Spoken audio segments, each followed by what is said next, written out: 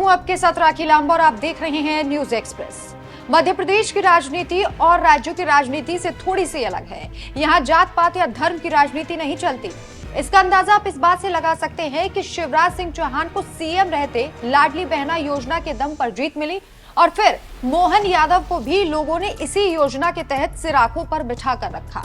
याद होगा कि दिसंबर 2023 में एमपी में विधानसभा के चुनाव हुए थे और बीजेपी को बम्पर जीत मिली थी। शिवराज को सत्ता से बेदखल कर मोहन यादव को सीएम बना दिया गया था। इसके बाद लोकसभा चुनाव हुए जिसमें 29 की 29 सीटों पर कमल खिला दिया गया।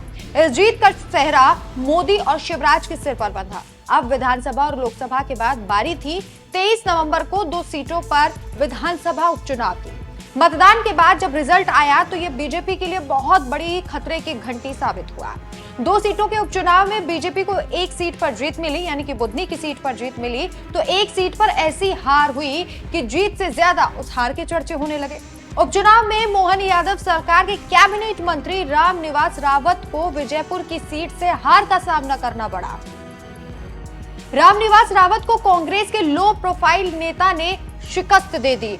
शिवराज समेत पूरी बीजेपी की इस बात से खिल्ली उड़ने लगी है। वहीं बुधनी की सीट पर भी कांटे की टक्कर देखने को मिली। यहां बीजेपी उम्मीदवार करीब 13,000 वोटों से चुनाव जीते। कभी जिस सीट पर बीजेपी उम्मीदवार शिवराज को लाखों वोटों के अंतर से जीता करते थे, अब उसी बुधनी में बीजेपी को महज 13,000 वोटों से जीत मिली। ये बहुत शर्मनाक जीत है।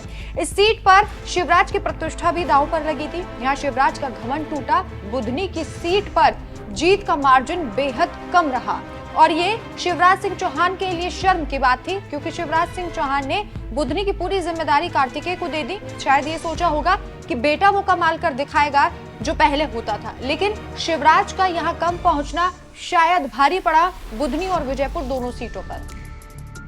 विजयपुर सीट से तो बीजेपी को हाथ ही धोना पड़ गया। बुधनी विधानसभा सीट पर शिवराज के बेटे कार्तिकेय सबसे ज्यादा एक्टिव रहे। शिवराज के पास झारखंड की जिम्मेदारी थी, लेकिन बीजेपी झारखंड भी हार गई, यानी कि शिवराज को दोहरी बदनामी का सामना करना पड़ रहा है। इस सीट पर टिकट बंटवारे के बाद से ही बगावत थी। इसे रोकने के लिए शिवराज सिंह चौहान सामने आए थे। शिवराज के बाद मोहन यादव उनके पीछे पीछे दिखाई दिए थे। शिवराज सिंह चौहान के बेहद करीबी माने जाने वाले राजेंद्र सिंह ने इस सीट पर विरोध किया था। गुटबाजी चुनाव की शुरुआत में ही दिखाई देने लगी थी, जिसे शिवराज ने वक्त रहते संभाल लिया। शिवराज विरोधियों को संभालना भी जानते हैं। पिछले 18 साल में उनके विरोधियों की तादाद कम नहीं थी, लेकिन धीरे धीरे सारे किनारे हो गए। ऐसे में इस बार शिवराज सिंह चौहान के गढ़ में कम अंतर से चुनाव जीतने पर मोहन यादव को लेकर अटकलें लगाई जा रही हैं। विजयपुर की सीट पर मोहन यादव ने जमकर चुनाव प्रचार किया, लेकिन यहां से बीजेपी को हाथ लगे। रामनिवास रावत को बिना विधायक बने ही राज्य के कैबिनेट में शामिल कर लिया गया था। मोहन यादव की कैबिनेट में उन्हें वन मंत्री बना दिया गया। इस सीट पर मोहन यादव समेत बीजेपी के कई दिग्गजों ने चुनाव प्रचार किया, लेकिन चुनाव नहीं जीता पाए। कहा जा रहा है कि सीएम बनने के बाद पहली बार एक साथ 2 सीटों पर उपचुनाव हुए। रामनिवास को वन मंत्री बनाने के बाद ये कहा जा रहा था कि शायद वो उपचुनाव जीत सकते हैं, लेकिन जनता ने उन्हें नकार दिया।